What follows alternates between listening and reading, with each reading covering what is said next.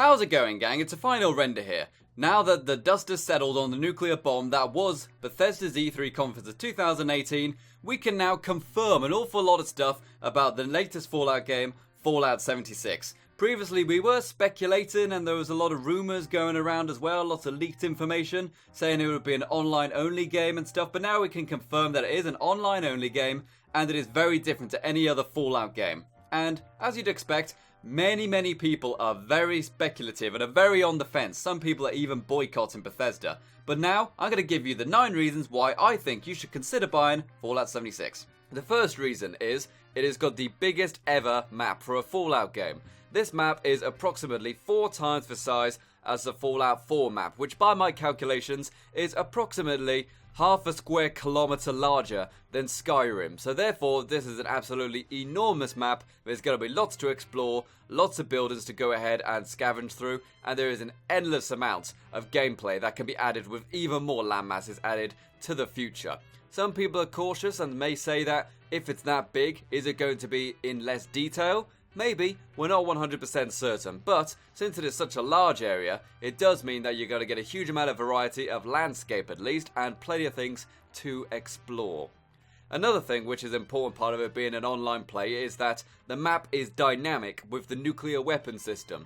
If you've ever played a game like Ark or Rust, typically every month or so, players have been building settlements, they've been covering the place with fortresses, and it is time to get rid of them because the server is just becoming one enormous fortress, probably owned by 2 or 3 players in total. So therefore, they have the nuclear weapon system in Fallout 76 to where players can go ahead and nuke the entire area and get rid of that fortress. And not only that, but it actually adds an entirely new area. It converts the area into something that is more similar to the glowing sea, where there are new resources for you to gather and possibly unique enemies for you to fight. So think of it as being like 2 maps in one. However, you can only access the second map when a nuclear bomb has gone off within that radius. I am curious to know, are there different kind of nuclear weapons?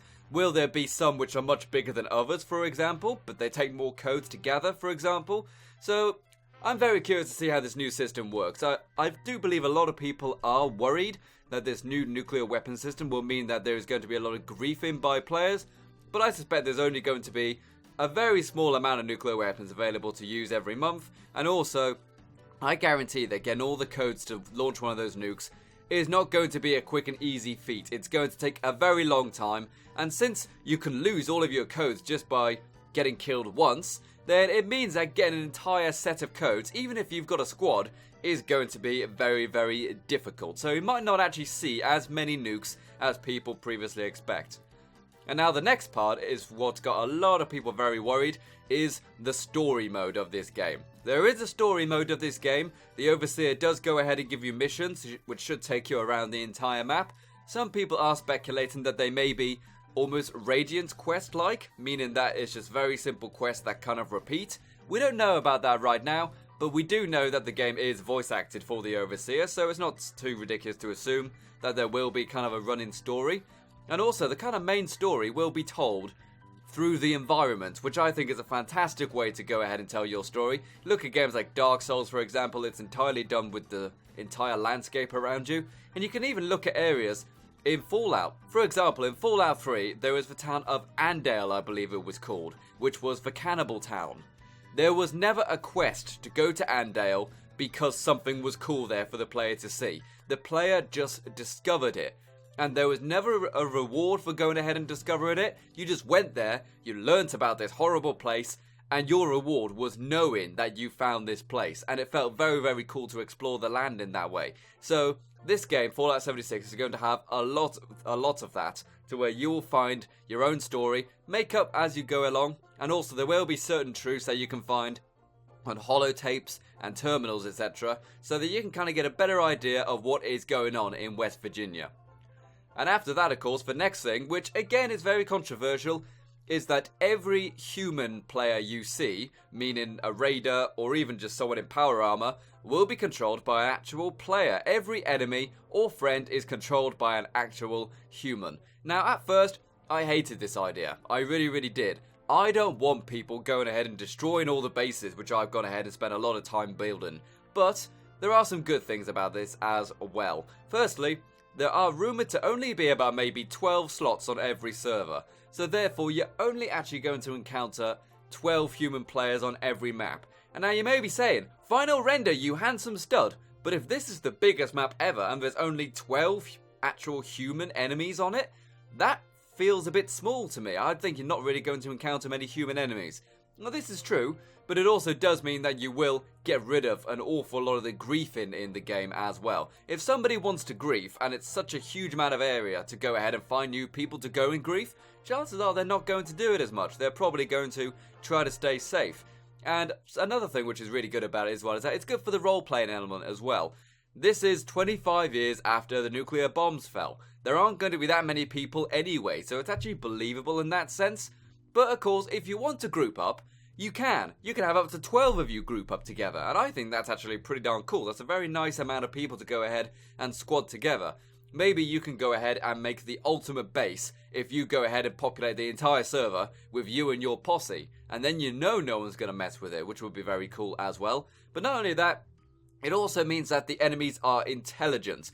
I'm sure there'll be many times where you've been playing Fallout 4 and you've noticed a gunner run up to you and take cover in a place which really isn't very good cover, for example. In fact, they might have actually had better cover before, but because their AI tells them, I have to move closer, they will deliberately put themselves in danger with no real benefit to doing so. That's not really going to happen in Fallout 76 because your enemies are going to be smart. And not only that, but it also means that the game will always have a consistent difficulty. If you go into servers which kind of match your player level, then it means any human enemies you encounter are probably going to be about the same level as well, meaning that you will always have tough encounters. After a while with Fallout 4, you started to just chew through deathclaws and the game was a little too easy combat-wise. You would have to be swarmed by hundreds of enemies in order to stand a chance of taking you down. But in this one, maybe not. So the challenges will always be fresh and the enemies will always be smart. After that, we can see that we have got an awful lot of customization. Not only have we got a lot of the same armor sets that we used to in Fallout 4, but also the entire weapon customization system is back with new weapons and even probably new power armor skins and maybe even some kind of unique armor sets unique to the West Virginia area. So I'm really looking forward to doing that. It means you could probably roleplay in a bigger way than you could with such a fixed storyline. Something which I think a lot of people are kind of missing is that since Fallout 76 is much more open-ended than Fallout 4, there's much more chance to roleplay. You can make your character your own far more than you probably could in Fallout 4. Again, that's kind of speculative, but it is certainly possible looking at this new system. And the amount of weapon customization is going to be great with the fact that there is also some new weapons in there. A lot of people are clearly noticing that there are some World War II weapons in there, such as the MG42. So that is extremely cool. It's much better than that weird assault rifle thing we were given in Fallout 4, which looks like a Vickers gun. So more customization for your armor and your weapons is a great thing. And another new thing, of course, more base building. Now, this might not actually belong on the list. A lot of people weren't too keen on the idea of base building, but here on the Final Render channel, we love base building. We adore it. It's our bread and butter. So therefore, we are very happy with this. And there are some cool things we can assume about it, like it appears that rather than having shops to go ahead and where you can go and buy chems from or buy stim packs from, we now have vending machines. And every time you get kills or earn XP in the game, you earn bottle caps, which you can probably then spend on these vending machines to go ahead and get some more stim packs. And also the same for the camp system. The camp system means you can build a base anywhere on the map and you can go ahead and pop down one of these camp machines for 40 camps, I believe it was, looking at the footage, and you can go ahead and build a new base. We don't know if there is a limit on how many bases an individual player can place. Maybe they can only build one base at a time, and if you want to extend it, you need to go ahead and get another camp unit with a player, for example. That is certainly possible. But it is great to know that there is more base building in here. We're probably going to get a lot more building elements in here as well, because they've actually said that the building mechanic in Fallout 4 is kind of the baby version of this. There's going to be a lot more stuff to do with this building system, and not only that, but your bases will feel much more important because they can be destroyed by some of the giant monsters that you can see throughout the entire wasteland. So I'm really looking forward to seeing what kind of crazy bases that people build. If you go back and look at games like Rust, there are things like honeycomb bases and stuff which have really, really tough walls to go ahead and break through. it'll be curious to see what kind of designs players make to make their base impenetrable. I'm really looking forward to it. I think it's going to be great. And now after that, something which a lot of people are very speculative about is mods. They have now said that mods will return to Fallout 76, which I'm very, very happy about. They don't know when it's coming out just yet. It's not going to be available at launch, so probably very similar to what we saw with, say, the Bethesda.net system, where it was a little bit of time before the mods appeared on the consoles, but obviously PC guys already had them. I expect this is going to be a very similar system to where PC get them first because PC players, we can't help ourselves, and the console guys will get it when Bethesda.net launches.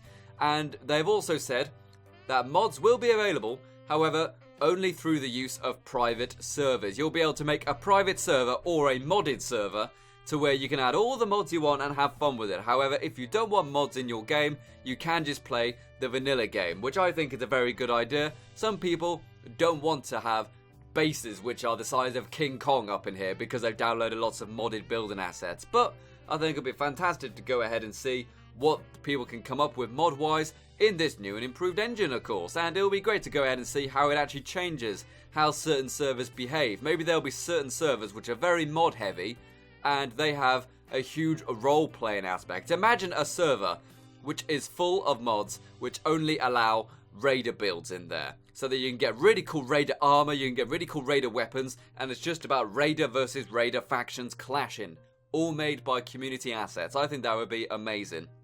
And another thing, of course, which people were very speculative about, is a new V.A.T.S system.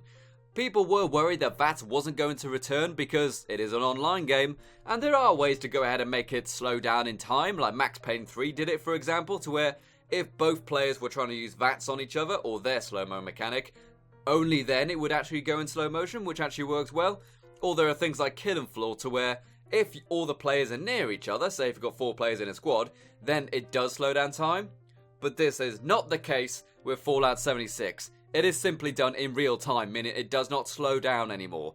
Now, I know a large amount of the fun of V.A.T.S is seeing all of the dismembered limbs fly off in slow motion, but at the same time, you've got to appreciate that it is online, so this is probably a great way to do it. And not only that, of course, but it is very similar to the way that the V.A.T.S system works in Fallout VR, for example, to where you can change targets on the fly. When you actually had it in the Fallout 3 and the Fallout 4 New Vegas system, time would stop, and then you would go ahead and target, blip, blip, blip, blip, blip, blip, fire, and then it would do it all at once. Whereas with this new system, you can say, target an arm, then target a head, and then target a leg, all on the fly, so you can actually kind of react to the enemy. They might be standing still, so you try to go for that really risky headshot. But then, since it's in real time, if they then start to move, you can quickly target the legs, so therefore they won't be able to go ahead and rush you. So there is some good ideas behind this new V.A.T.S system. The long lifetime. We can only assume it's going to have a long lifetime, but it is pretty safe to assume that this will have a very long lifetime. They've even said in interviews that they want to kind of make it a games with a service kind of functionality. You know, think of things like Destiny or The Division, to where there is lots of content being added on a regular basis for you to go ahead and play, and even harder content as players start to level up as well. So it means you'll always get a fresh new experience that will be served for a long time. And I can also kind of assume and speculate that will be for a long time, because they also revealed at the Bethesda E3 their next 2 big projects that they are working on. Not only have we seen all the new games that are coming out, such as Doom Eternal, and we're also getting a lot of new stuff for Prey and stuff like that, but they've also shown us that their next game is going to be Starfield, and then after that it is going to be a new Elder Scrolls game. So therefore we can assume that maybe, since we're not getting Fallout for a very long time, this is going to last for a while. They did it the same with Elder Scrolls Online, being that they knew they weren't going to make a new Elder Scrolls for a long time, so they made the online one, which means it will last much, much longer. And I expect this is going to be very much the same thing with Fallout 76. So thank you very much for watching, guys. This has been my 9 reasons why I think you should consider buying Fallout 76. We'll obviously know more about it in the future, so I'm very curious to see where it goes. But for now, I've been the final render, and you've been the audience. And let me know what you think of Fallout 76, now we know some more news about it, and people are kind of calmed down a little bit. See you around.